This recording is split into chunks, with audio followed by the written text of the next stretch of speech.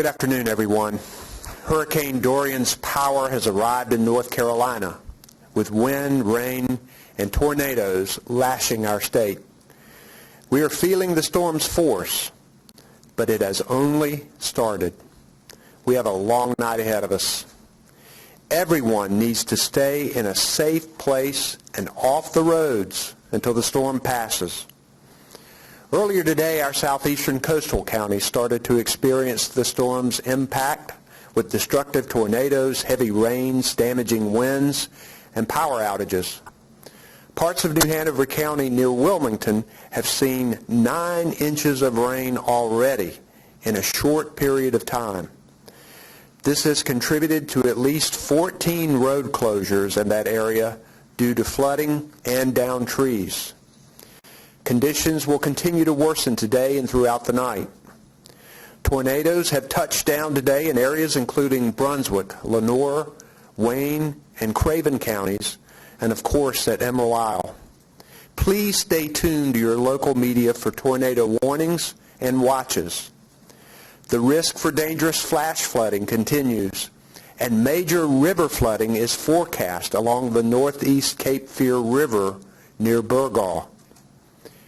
If your area is feeling the impacts of Dorian, stay home and safe.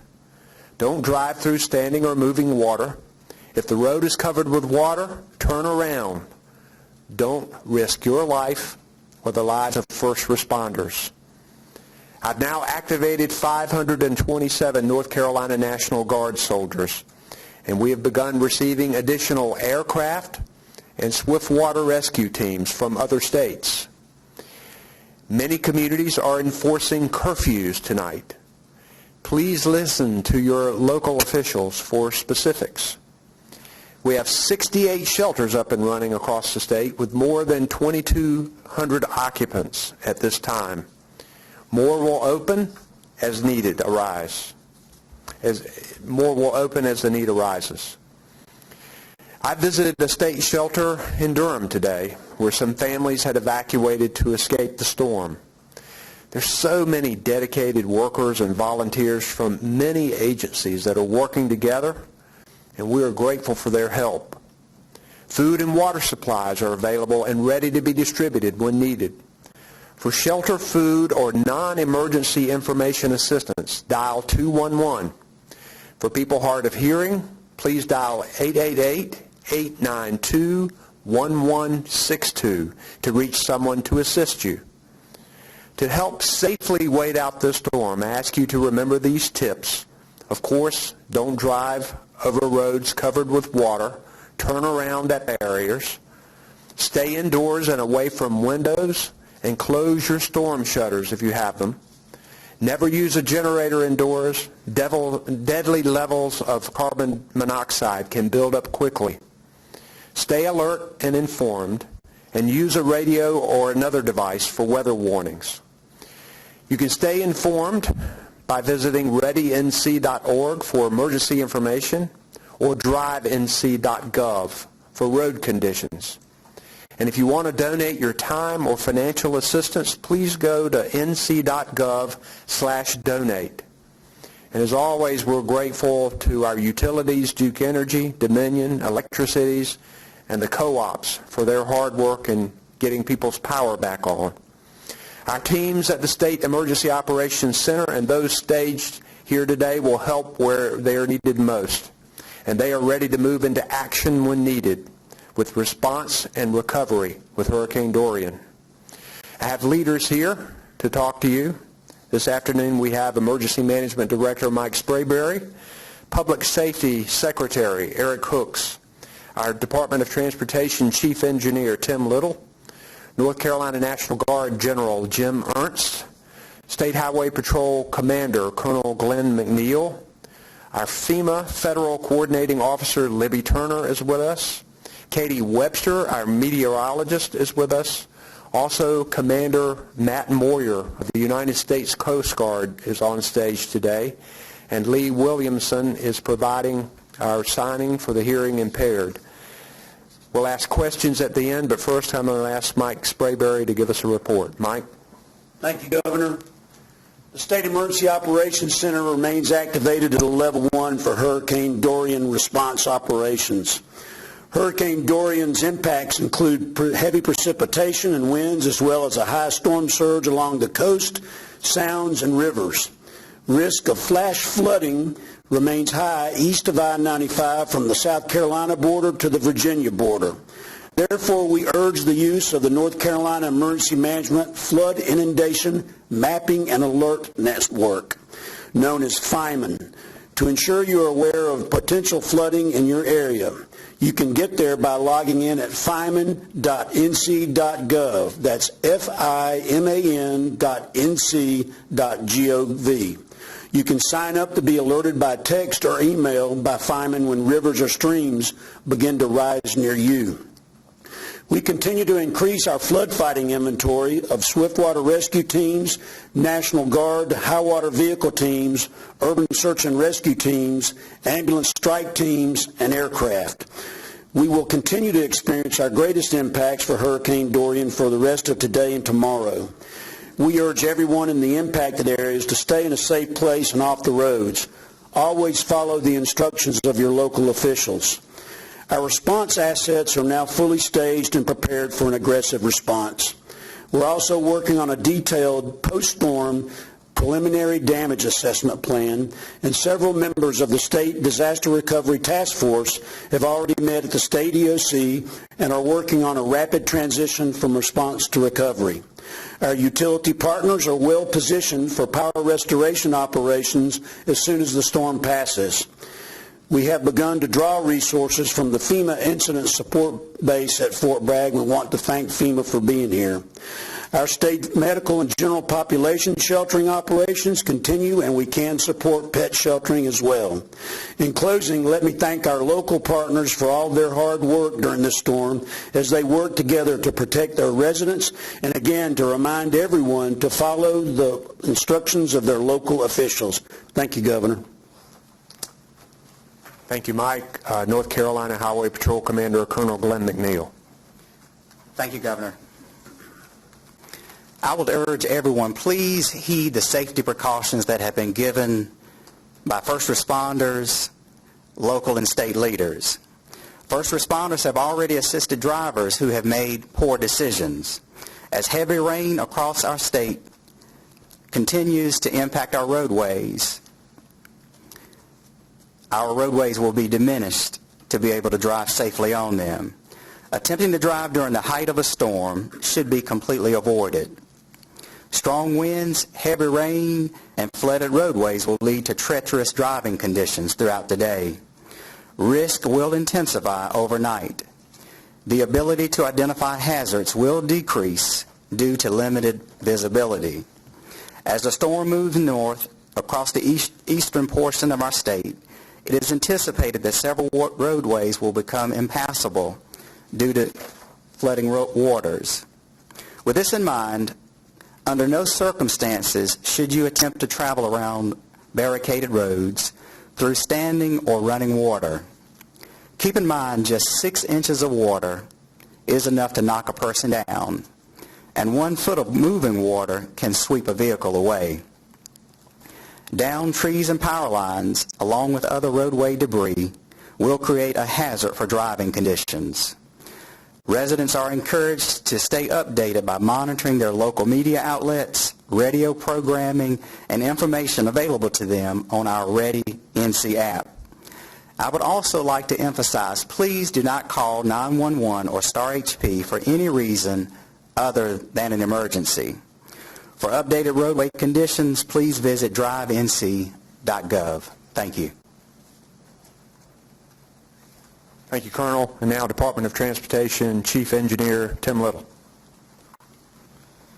Thank you, Governor. As was alluded to earlier, conditions across the coastal areas have deteriorated over the last few hours. Currently, we have 17 current closures across that part of the state, 4 U.S. routes, and they include U.S. 117 around the Wrightsville Avenue and College Road in New Hanover, and also U.S. 17 in Brunswick County, and 13 various SR routes mainly in New Hanover County. Also, the Harkers Island Drawbridge is closed at this time, as well as the Trent River Drawbridge as well. I can't stress enough how dynamic this situation is. These roads, we're having road closures as we're probably talking right now. That we're still getting closures in that just haven't been reported yet. As conditions allow, our crews will go out, assess these areas, also, mitigate some of the trees that are in the roadway, and start our plans for repairs. Assessments will include NCDOT personnel, our private engineering firm partners, as well as utilization of drones. Also, just wanted to mention our DMV offices. We have 35 license plate agencies that are closed, and also 19 driver's license offices that are closed at this time. And that concludes my report. Okay, questions for anyone on the stage? Governor, for Mr. Sprayberry, this morning you gave us some numbers, Mr. Sprayberry. I wonder if there's any updates to those, the 23 Swift rescue, 48, all of that. Is that the way No, it hasn't, and I think that we had, the 23 Swiftwater rescue teams actually represented about 53 Swiftwater boats, and I think that by the time we get all of them in, we'll have close to 70 boats. We had 16 aircraft this morning. We have 2 more Chinooks coming in from the state of Mississippi, 2 more 60s coming in from the state of Maryland, and 1 more, I shouldn't say 60, I should say Black Hawk, and coming in from Maryland, and 1 more coming in from Indiana. So, and Roger.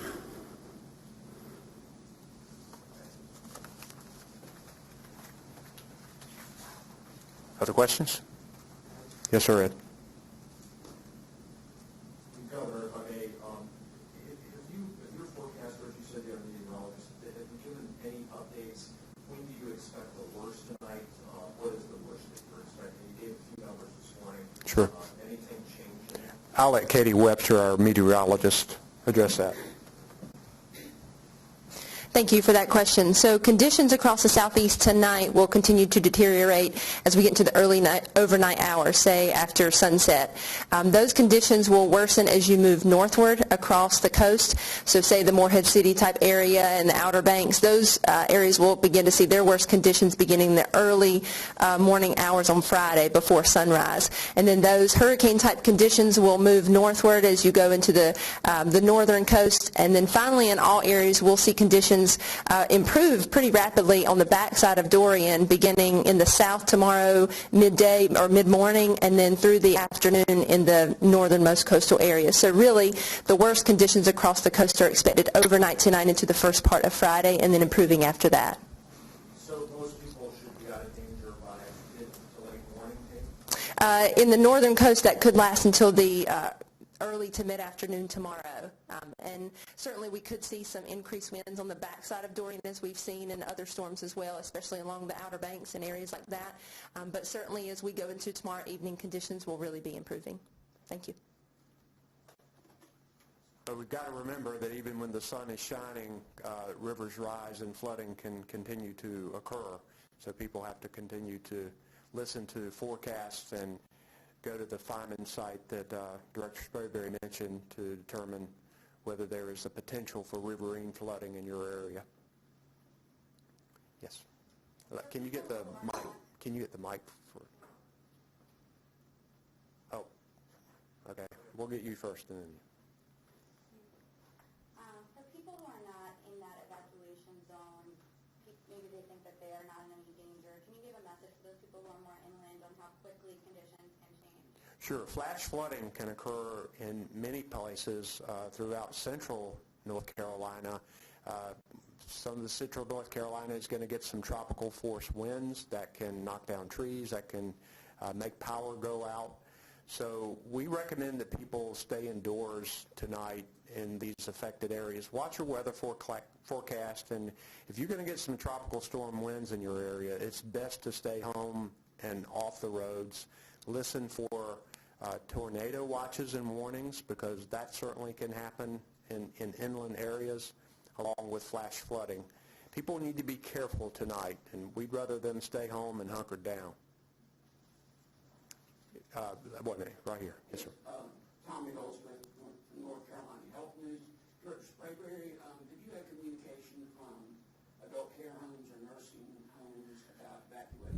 Yes, sir. We actually have a licensed care facility representative sitting here in our state EOC with us. And most of the licensed care facilities felt like that their facilities were hardened enough to be able to withstand the event with backup power, although there have been several that have moved. And so that gets coordinated not only with them, but here at the state EOC. About how many? I don't know right off the top of my head. Thanks. We've got about 30 occupants in our medical shelter, right? We do, sir. About 30 occupants in the medical shelter in Clayton right now. Yes, sir. What is the best guess on tornado threat as far as how far west that is likely to extend, and then the hours of the most significant danger of that sort of cyclonic weather? I'll throw that back to meteorologist Katie Webster. Thank you, Governor, and that's a great question. So as you know, we've seen the tornadic activity increase through the morning hours, and we've had numerous warnings across the southeast. I believe that tornado watch has been reduced a little bit to include now portions of the eastern Piedmont and just central portions of the coastal plain. I believe that's in effect through tonight. But that threat for tornadoes will continue into the evening hours and probably into the first part of tomorrow. And certainly we do have that risk of seeing tornadoes into the first part of tomorrow as those outer bands of Dorian move northward. And our message to people would be to make sure you stay close to your NOAA weather radio, have multiple ways to receive warnings, and if a warning is issued for your area, to take cover pretty quickly, as tornadoes in tropical cyclones can spin up very quickly and with little notice. Thank you. Other questions? Ed? Yeah, one more, Governor, from Mr. Sprayberry. First of all, the Feynman site. Can you explain again, say what those letters stand for, and explain to people? I take it this is a good way for people in areas prone to flooding or in river areas to monitor when they might get floodwaters. Right, the Flood Inundation Mapping and Alert Network, and that's fiman.nc.gov.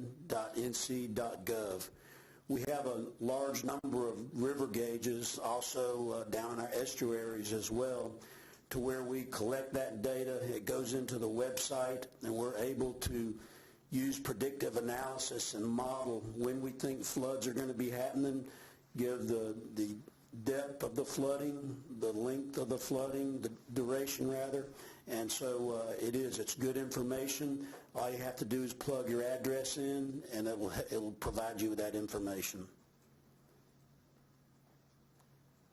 They helped us significantly with Florence after Matthew. More gauges were installed, and we're scheduled to have even more gauges installed as well. Further questions? All right, we will probably reconvene for another hearing at about 10 o'clock or so tomorrow. Thanks very much.